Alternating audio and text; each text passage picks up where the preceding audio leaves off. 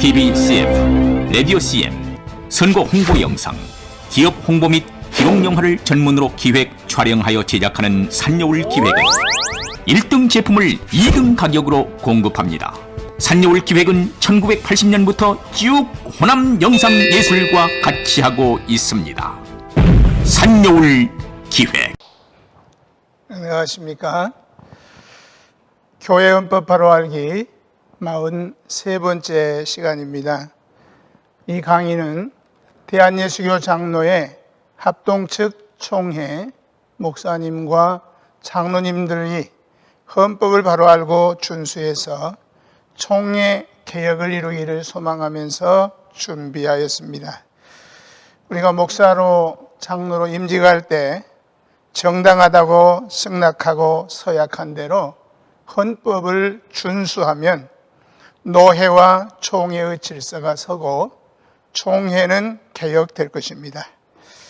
우리가 아무리 총회를 개혁하자고 외쳐도 우리 스스로 헌법을 무시하고 준수하지 않는 한 개혁은 묘연해질 수밖에 없는 것입니다. 노회와 총회를 섬기는 목사님 그리고 장로님, 우리 모두 헌법을 바르게 알고 준수해서 건강하고 질서 있는 총회를 만드는 일에 함께해 주시기를 소망하면서 이 시간은 지난 시간에 이어서 기소위원 선정에 관한 규정을 계속해서 살펴보도록 하겠습니다. 먼저 피고가 당회원이 아닐 경우 기소위원 선정에 관해서 살펴보면, 이런 경우에 장로가 한 명인 당회에서는 장로 한 명이 기소위원이 될 수밖에 없고, 기소위원은 원고로서 재판권이 없기 때문에 결국 목사 한 명만이 재판권이 있게 되므로 재판할 수 없습니다. 결국 장로가 한 명인 당회에서는 별도의 원고가 없이는 당회가 기소하여 권징할 수 없습니다. 그러므로 치리회가, 즉 당회가 권징할 필요가 있다고 인정을 하면 당회 결의로 노회에 위탁 판결을 청원할 수밖에 없고, 그 장로에 대한 권징도 마찬가지입니다. 즉 목사가 노회에 위탁 판결 청원을 해야 하는 것입니다. 만일 장로가 2명인 경우는 그중 1명이 기소위원이 되고 다른 장로 1명과 목사가 재판하면 됩니다. 두 번째는 장로가 피고일 경우에 기소위원을 선정해야 할 때는 장로 1명이 있는 당회에서는 장로를 치리하는 문제는 언제나 노회에 위탁 판결을 청원해야 합니다. 장로 2명이 있는데 그 중에 1명이 피고가 될 경우에는 피고인 장로는 제척되고 다른 1명은 기소위원이 되기 때문에 결국 재판권을 행사할 수 있는 사람은 목사 1명뿐이기 때문에 목사 1명으로는 단독 재판을 할 수 없게 됩니다. 이 경우에도 당사자 제척 원리에 의거해서 피고인 장로를 제척하고 목사 1명, 장로 1명이 합의하여 노회에 위탁 판결을 청원할 수밖에 없습니다. 장로가 3명일 경우에는 1명이 피고가 되고 1명이 기소위원이 되기 때문에 재판권을 행사할 수 있는 자는 결국 목사 1명과 장로 1명으로 2명이 될 것입니다. 여기서 문제는 과연 당회의 성수가 되느냐 하는 것입니다. 즉 피고와 원고는 제척되기 때문에 결과적으로 장로 3명 중 1명만 지리당회의 재판권을 가진 회원으로 참석하게 될 것이기 때문에 장로 과반수가 출석하여야 당회의 성수가 된다고 하는 정치 제2장 9조의 규정에 의거해서 결국 당회의 성수가 되지 아니하여 재판할 수 없지 않겠느냐 하는 것입니다. 결국 이 문제는 기소위원의 출석을 당회원으로서의 출석으로 볼 것이냐 아니냐에 따라서 결정이 될 것입니다. 여기서 기소위원은 자의로 고소한 원고가 아니고 질의에서 선임한 원고이기 때문에 비록 재판권은 없다고 할지라도 당회원임에는 변함이 없습니다. 따라서 기소위원이라 할지라도 당회원으로서 출석하였기 때문에 개성수에는 포함이 됩니다. 단지 그가 원고의 임무를 담당하기 때문에 판결에 관여할 수 없을 뿐입니다. 따라서 장로가 3명일 때 1명이 피고가 되고 1명이 기소위원이 되어도 결국 피고는 제척이 되고 장로 2명이 과반수 출석이기 때문에 개성수가 되며 재판의 기소위원은 원고의 역할을 하고 목사 1명과 장로 1명이 재판할 수 있다고 봅니다. 결론적으로 장로가 2명 이하일 때는 당회가 장로를 직접 기소하여 처리할 수 없으나 3명 이상일 때는 가능하다는 말씀입니다. 세 번째로 장로 과반수 이상이 피고가 되었을 때, 즉 원고가 있거나 기소위원을 선임하여 원고가 되었든지 간에 장로 과반수 이상이 피고가 되었을 때에 당회가 재판할 수 있느냐 하는 문제를 살펴보겠습니다. 장로 반수 이상이 피고가 되었을 때에 피고는 그 사건 심의 당회에서 제척이 되므로 결국 장로 반수 이하만이 당회에 출석하게 될 것이기 때문에 역시 당회 성수 문제가 발생하게 됩니다. 장로 과반수가 출석하여 쾌의 성수가 되기 때문에 장로 반수 이상이 피고가 되었을 때에는 그 당회에서 재판하지 못하고 노회의 위탁 판결을 청문할 수밖에 없습니다. 피고는 자기 사건을 심의하지 못하고 비록 그 사건이 심의당회에 참여하지는 못하지만 유죄 판결, 즉 정직이나 또는 면직을 받기 전까지는 여전히 당회원임에 변함이 없기 때문에 장로 총수에 변함이 없습니다. 따라서 피고된 장로 전원이 불참하면 당회의 성수가 되지 않기 때문에 재판할 수가 없는 것입니다.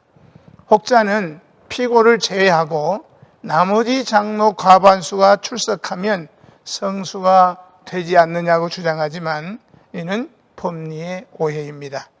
시무장로가 정직이나 면직 또는 권고휴직이나 사직을 하지 않는 한 당회원임에 변함이 없습니다.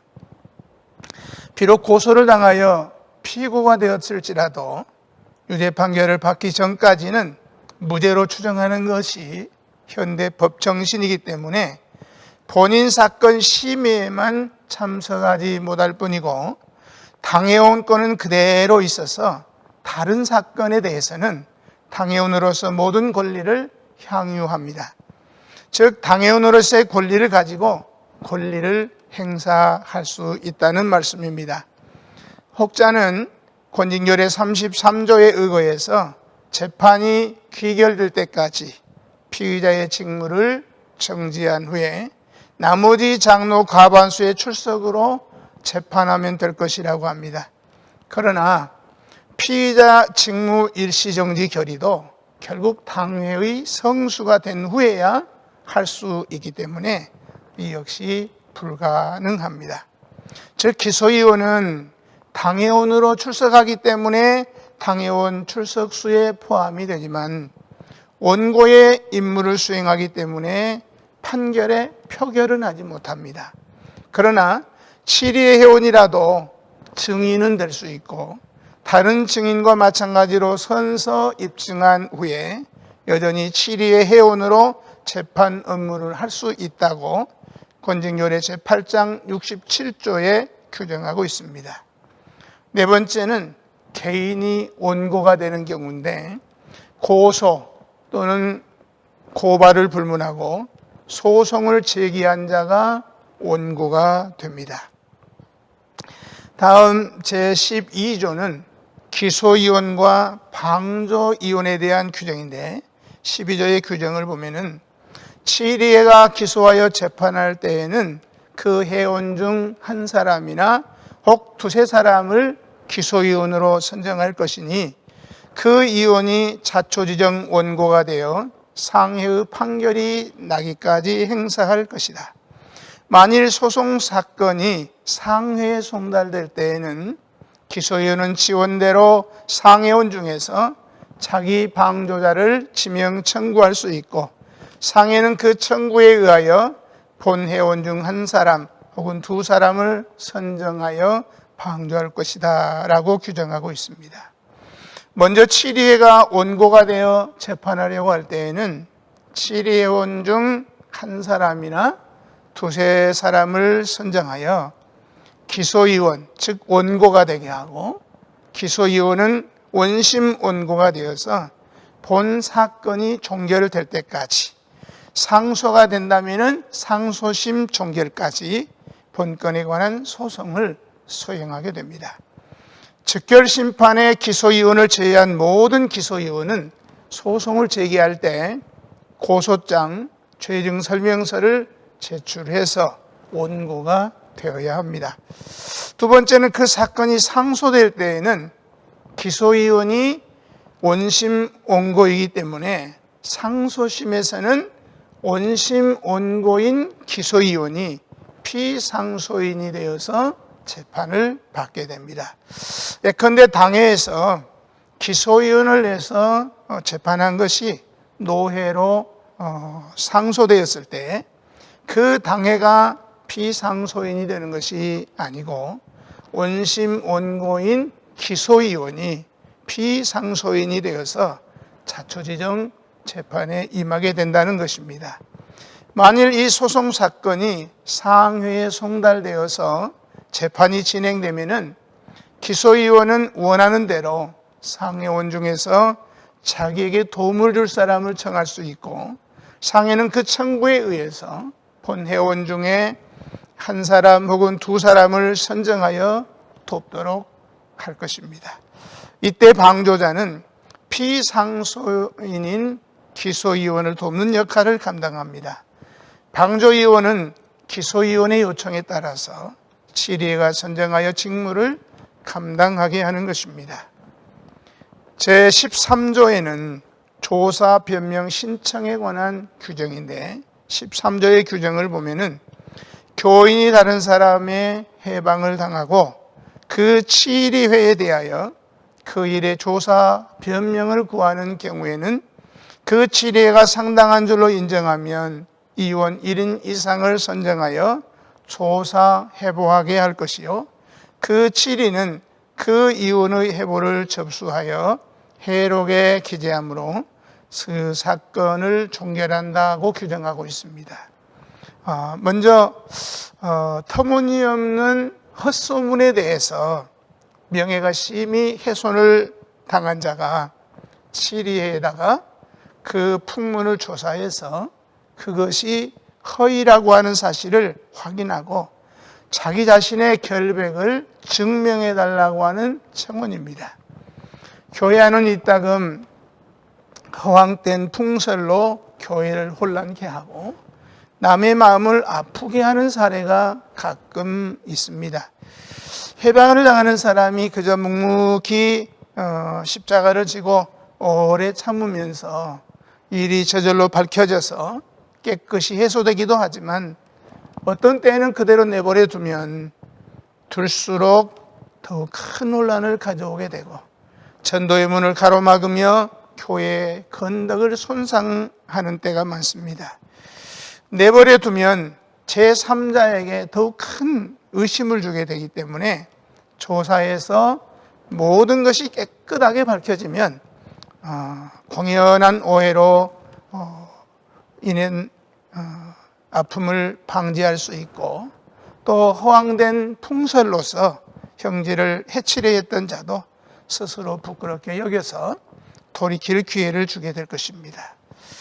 그리고 이 조사 변명 신청은 풍문을 퍼뜨린 자를 찾아서 옳고 그른 것을 가려서 처벌해달라는 고소가 아니고 풍문이 허위 사실이라고 하는 것을 시리회가 조사해서 자신의 결백을 변명해달라고 하는 청구입니다. 이는 양심 자유의 원리에 따라서 시리회의 교인의 권리로 조사 변명을 구하는 것입니다. 구두로 청해도 무방하겠지만 해방을 당하는 처지에서 흥분한 마음으로 구두로 설명하기보다는 오히려 피해 사실을 조리 있게 문서로 설명하는 것이 더 좋을 것입니다. 그리고 피신청인의 입장에서 고소장은 피고로 하여금 사전에 대비하여 방어하는 등 변호하고 소명하게 하기 위해서 반드시 먼저 피고에게 알려야 할 것이지만은 조사 변명 신청은 고소가 아니기 때문에 피신청인은 대개 신청 사실을 사전에 알지 못하고 또 신청인이나 치리회가 이를 사전에 알려주어야 될 의무도 없습니다. 신청인이 혹시 감정을 품어서 내가 당해에 신청했다고 하면서 알리는 경우가 있다 해도 피신청인이 사전에 대비하거나 방어할 일도 없습니다. 그저 당해 조사위원이 찾아와서 사실을 물을 때 사실 그대로 진술하면 그만입니다. 물론 내용이 복잡하고 장황하다면 차근차근 진술서를 작성해서 제출할 수 있도록 하기 위하여 피신청인이 신청서 사본을 요청할 수는 있을 것입니다. 그리고 7위에는 청원서가 들어왔다고 해서 의뢰인 모두 취급해야 하는 일로 생각해야 되는 것은 물론 아닙니다. 청원서가 법이 명시하는 대로 합당하면 그 7위회가 1인 이상의 조사위원을 선정하고 풍문을 조사해서 회복해야 할 것이고 그렇지 않고 사실 무근이라면 허위라고 하는 것을 밝혀주고 기가감으로 사건을 종결할 것입니다. 그런데 대개 당회원이 불과 한둘 뿐이거나 혹 셋이 되어도 법으로는 어느 당회원 한 사람에게 일을 맡겨 조사하게 할 수도 있겠지만 가능한 한 전 당회원이 이원이 되어서 조사하면 더 신중하고 권위 있는 처결이 될 것으로 생각됩니다. 그러나 그리 중대하지도 않고 또 비교적 작은 일을 가지고 전체 당회원이 조사한다며 번거롭게 하는 일도 도리어 작은 사건을 크게 확대할 수 있기 때문에 상황을 잘 살펴서 처리해야 할 것입니다. 상황이 복잡하고 장황해서 문서로 신청했을 경우에 물론 피신청인을 위해서 신청서 사본을 교부하고 진술서를 작성해 오도록 하는 방법도 활용할 수는 있을 것입니다. 어찌되었든지 조사 변명 신청을 처결하는 7위회로서는 사실을 잘못 알았거나 곡해한 그런 부분에 대해서 상세히 풀어주고 또 화합을 계도하는 것이 주된 목적이라는 사실을 명심하고 흑백을 가려서 어느 한쪽을 책망하여 교회를 떠나게 하는 그런 평지풍파를 일으키지 않도록 주의를 해야 합니다. 그리고 풍문이 재발되지 않도록 회중에게 경고도 해야 합니다. 조사 변명 신청서는 다음과 같습니다. 제목은 조사 변명 신청서, 성명 아무개, 생년월일,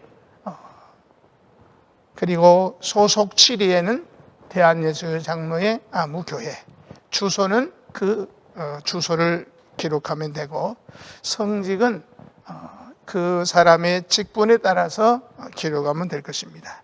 그리고 내용은 상기 본인은 예를 들면 구역 관리 관계로 구역장과 자주 만난 일이 있는데 이것을 누가 보고 만약에 발설자를 알면 발설자의 이름을 기록하면 됩니다.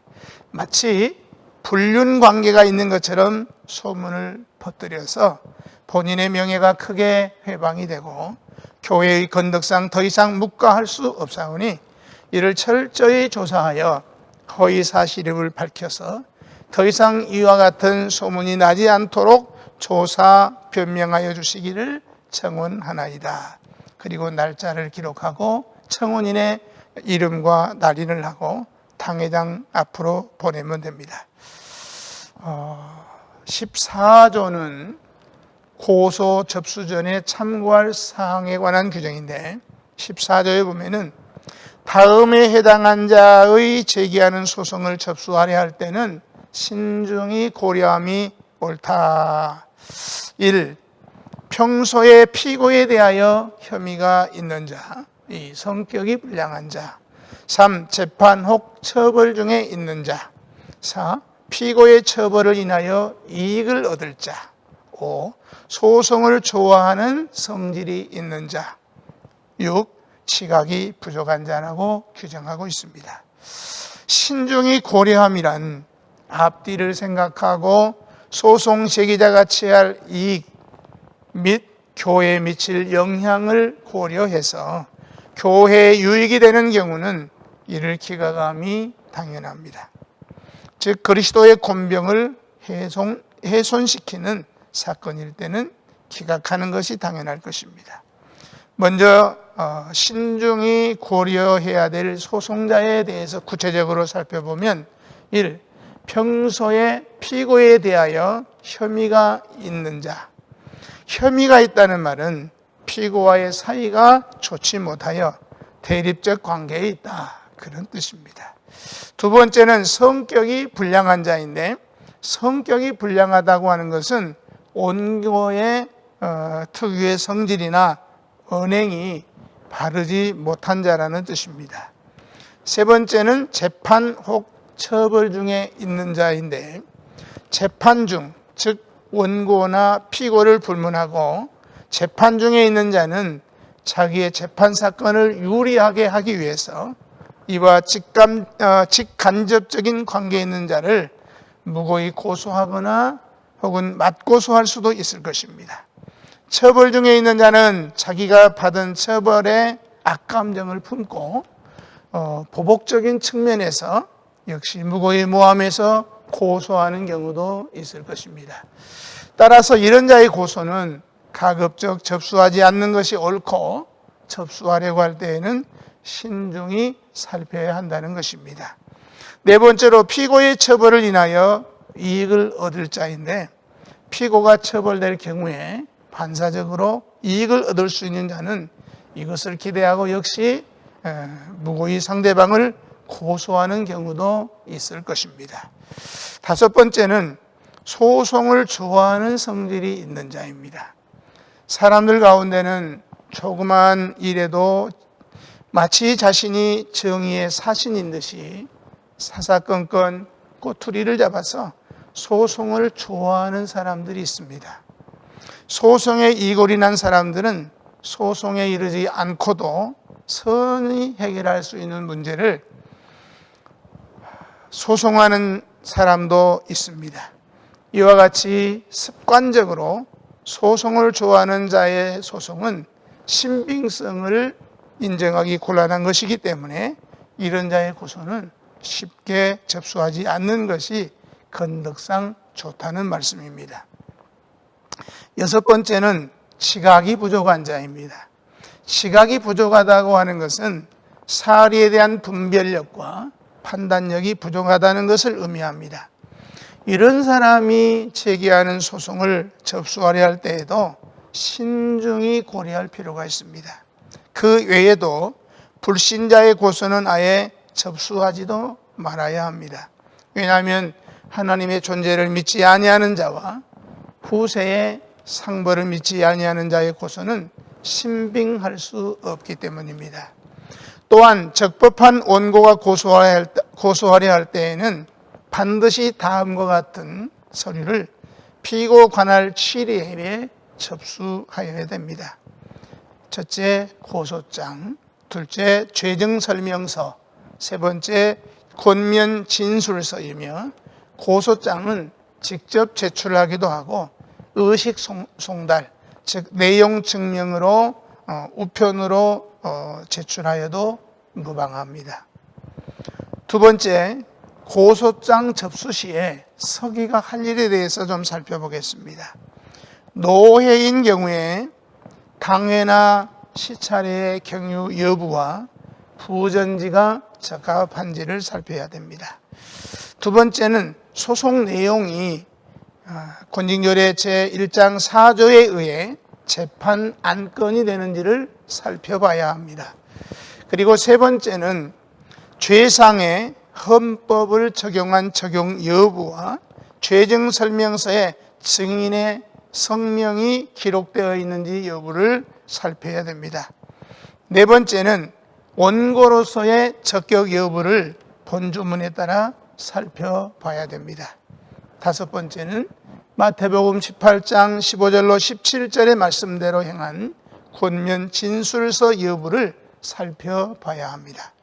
여섯 번째, 고소장을 반려하려 할 때에는 그 이유를 정확히 기록한 부전지를 붙여서 반려해야 합니다. 일곱 번째, 소송 내용이 전에 소송했다가 취소했거나 재판에 의해 죄를 벌하지 아니한 사건의 재소송이라면 일사부재리 원칙으로 반려해야 됩니다. 그리고 이제 제15조는 원고, 권고에 관한 규정입니다.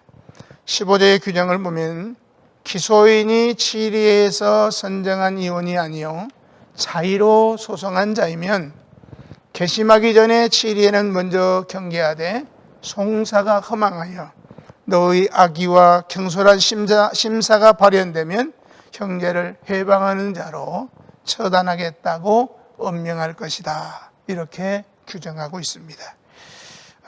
원고가 치리에서 선정한 기소이혼이면 개인적인 이해관계나 원한관계가 아니라 공무집행 차원이기 때문에 고소자에게 경계할 필요가 없습니다. 두 번째, 원고가 개인인 경우는 이해관계나 원한관계로 소송하는 경우를 전혀 배제할 수 없기 때문에 고소인의 고소 여부를 위하여 진실 여부를 위해서 원고에게 만일 허위사실로 고소한 것이 발견이 되면 무고, 명예훼손, 치리해를 기만한 이유로 처벌할 것을 미리 통지하므로 경솔한 고소가 없도록 해야 합니다. 세 번째 마지막으로는 이는 선서와 마찬가지로 반드시 재판 개심하기 전에 원고에게 통고하여야 합니다. 여기까지 43번째 강의를 마치도록 하겠습니다. 감사합니다. TVCF, 라디오 CM, 선거 홍보 영상, 기업 홍보 및 기록 영화를 전문으로 기획, 촬영하여 제작하는 산여울 기획은 1등 제품을 2등 가격으로 공급합니다.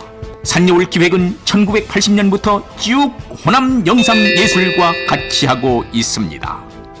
산여울 기획.